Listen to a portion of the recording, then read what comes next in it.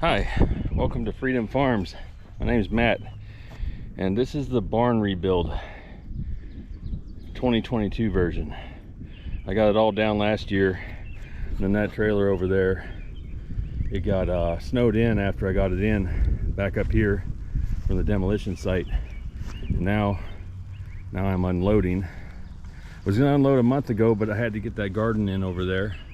It was a bit of a rush job because of late spring.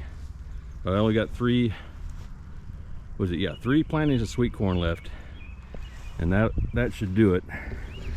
But it's starting to rain. There's thunder coming. I can't get more of these beams right here off the trailer because they're stuck under some other stuff that I need to put into a barn I have up there.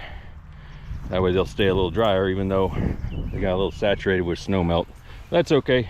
It's a barn that was in the elements for a long time anyway, and I got to deal with some rot issues from the get-go, some splitting, dry rot, etc. Anyway, rain's starting to come down, and I don't need a wet dog in my truck, so I'm going to get him in there before he gets soaked, even though I'm sure he's enjoying it. But that's the update. I got a little bit of clips after this with my chickens and etc. Frankie, you stand dry now? Yeah, rain stopped. Here's the chickens. I don't know how many I have. I decided it's better not to count. I probably don't want to know how many I'm feeding. And they're not producing hardly any eggs right now. Molting season's in full effect. This guy right here, his name is Chick-fil-A. Yeah. And that guy right there, Popeyes. I think one of the ones over there we'll probably call KFC. There's my big rooster right there. There's another cockerel right there. I think I'll call him Chicken a la King. And I think Chicken Nuggets over there somewhere. I'm sure a lot of you can see the humor in what I'm saying. And all the ducks, they got a couple months before they go to college, or graduate, but they're looking for a degree in something in Chinese cooking. I think they all want to be Peking ducks. Hey, you got your pond all muddy. I just freshened it up. They're really good at that. Yeah, gave them a swimming pool, gave them clear water this morning, and they already got it muddy. And the goose, as usual, won't shut up.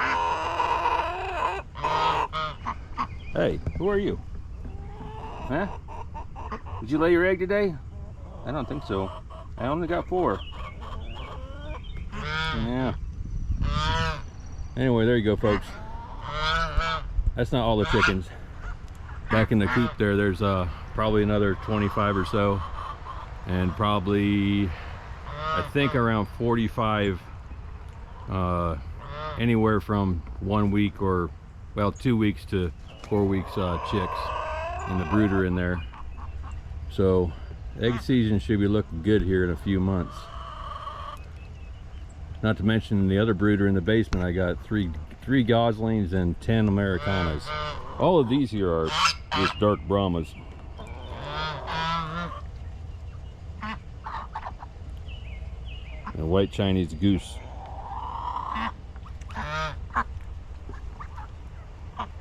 Her name's Loudmouth, I think. She won't shut up. That's okay. I don't have any invasion problems from pine martens or raccoons or possums or anything, so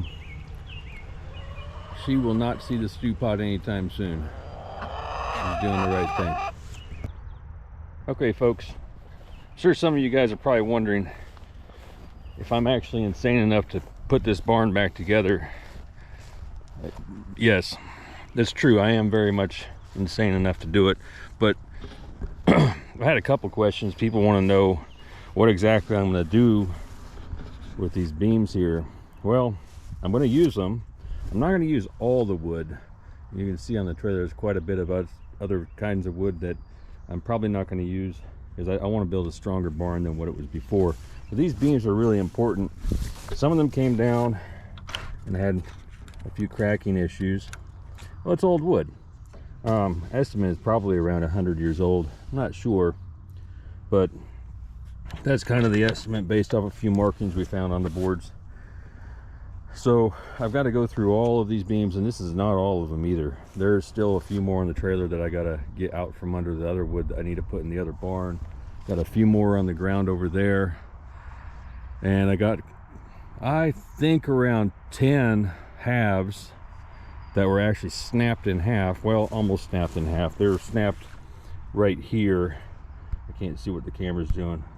I'm trying to figure this GoPro. Okay, right where this weak point is there on the building, this was about 8 feet off the ground, and it was at the seam where the roof had a little kick out, and there was a lot of dry rot and actual rot in a certain area on one side of the barn, and it just snapped in half. One of the videos shows that piece coming down, and you can see that wall just fold out from underneath of it.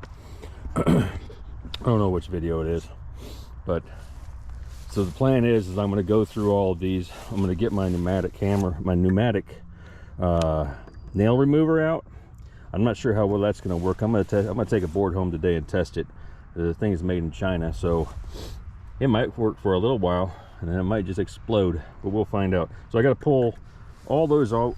I got to pull all this metal hardware off, and then I got to go through and clamp and glue all the ones that are split, and then I got to inspect everything and see how many I got. The barn was originally a 24 by 50, so I think I have enough full beams to make at least a 24 by 44. These were all in 24-inch centers, and there's 2 halves on each one. So theoretically I got the pieces, I think, for 50 full or 51, I think. Anyway, at least 50 full sets. And so I got to go through and fix them, glue, clamp, put some gussets on them, and get them in proper working order. Then I got to go through and measure, and because some of them I had to, you can take a look at right here, some of them got cut off at a little bit different lengths. It's just the nature of that old pig barn, because some of the part, they were all bolted to the foundation, which was about 18 inches, maybe 24 inches tall, and some of them had some dry rot up going up, and I just went ahead and cut it off right above that. I just left the rest, and so I'll have to measure from the top up there all the way down to over here on my shortest one, and then I'll have to make all of them that same exact length, and we'll go from there. That number will tell me how tall of a concrete wall foundation I need to put in to get the same height out of the barn. I might actually make it a little bit taller than it really was before, just to give myself more headroom. The bottom floor, when you're walking the bottom floor of the original one, the haymow was just only like 18 to 24 inches above my head, and that could work, but I'd like to be able to get a bobcat in there to clean it out, so having a little more headroom would help in that situation. So anyway, that's kind of the idea. Right now I just got to get all these things scabbed together and de-nailed and inspected really good to see which ones are actually worth a hoot when it comes to structural integrity. And then once I have that figured out, then I'll know how big of a foundation I need to build, and then at that point in time I'll go rent an excavator and get it put in. Until then, it's just gonna be a lot of nail pulling and board inspecting and gluing, screwing, clamping, gusseting, you name it. And that'll be quite the project. Oh, what I am going to do though, the one thing I'm definitely going to do is when I put these two halves together, I'm going to build them like a truss. I'm actually going to put a floor truss across, and then I'm going to gusset the top and strengthen it up a little bit better, because the way it was with those metal brackets worked in 1920, but it's not working for me in 2022. I want to make it a little bit stronger.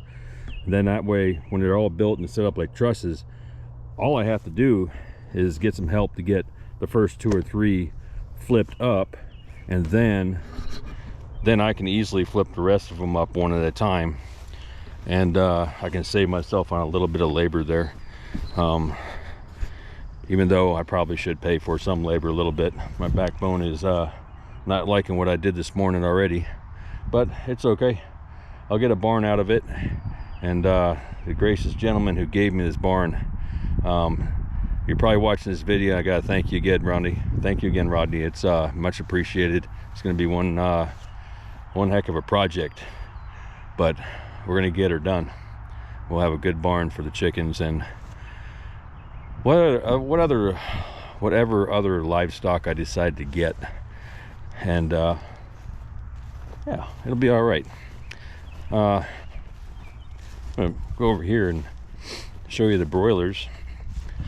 This is my first time doing Cornish cross meat birds, and I tell you what, there's something else. They don't like to grow their clothes. They like to grow meat. So some of them have very minimal feathers. They're doing all right though. Only had how many casualties?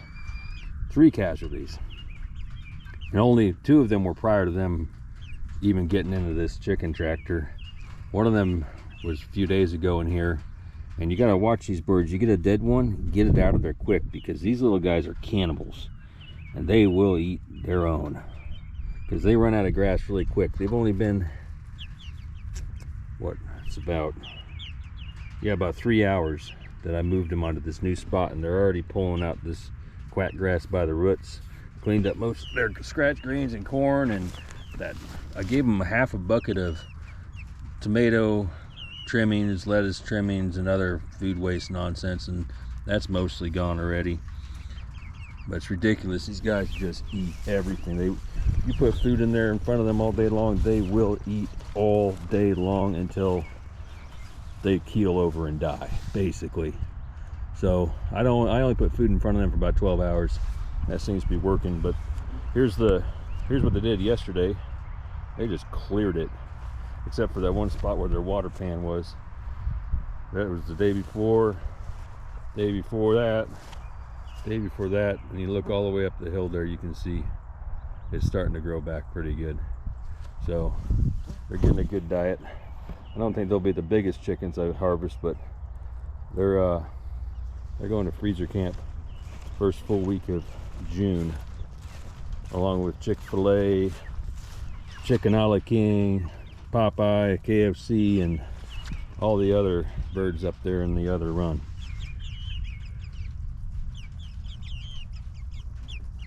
There you go. Say hi to the... Not you, better not. You'll probably try to eat this camera. Alright, we're back here in my shop. I'm going to try out these nail pullers I got off Amazon. They're not a name brand at all. Obviously that means they're made in China. So this Upwood thingy and Aero Pro right there. Yeah, Aero Pro and Upwood. There's no other markings on them, so probably made in China. But anyway, I don't really care, because I've tried them out already and they work pretty good. Actually, one of them actually works way too good. Matter of fact, it's so good that it's a little bit of a dangerous tool. But this one I got set up right now, this is the nail puller. It actually hooks See that part right there? It hooks under the nail and it pulls it out. And the other one goes, and the other one here, it goes over the nail from this side right here, and it shoots it out the other side. And this one is dangerous. I mean, it's shooting it out at the speed of sound, literally. I got some holes in my garage down now, in the insulation of my garage door down there to prove it. I'm not going to do that again. I'll fire them at the floor for you guys. But anyway, safety glasses on, because this sucker is something else. You got to check it out though. Watch this.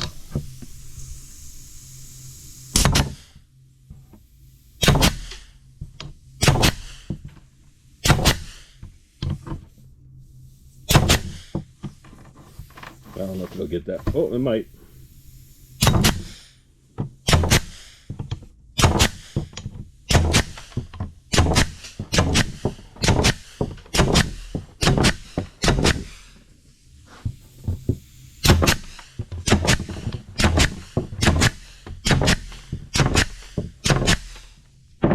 Yeah, that's pretty awesome, isn't it? I'm gonna hook up the other one real quick, and we'll I'll give you a shot of that one. It's a little dicey. So get this camera around here. Let's see.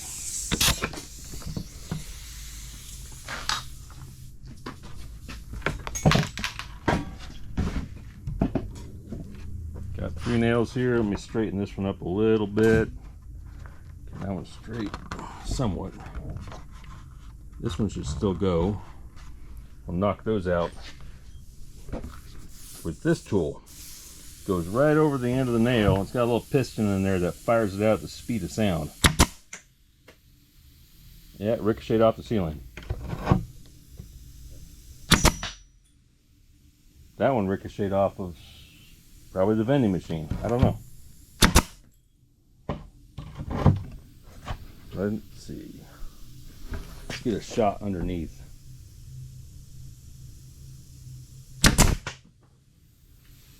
There's a little one right there. Gone. 3 more right here.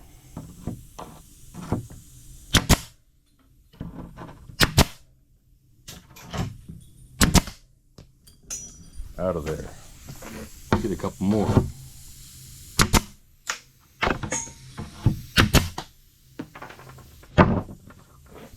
Anyway, that's my tool review.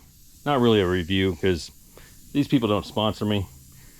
And, well, I can't get sponsored. I don't have 1,000 subscribers yet. Matter of fact, I can't even get monetized on YouTube yet until I got 1,000 subscribers. So, that'd be helpful. If you haven't subscribed yet, I sure would appreciate it. That would help me get a little bit of income off of the work of making these videos. Certainly won't be much, but a little bit goes a long way sometimes. Well, that pretty much wraps up today's video. I'll see y'all in the next one.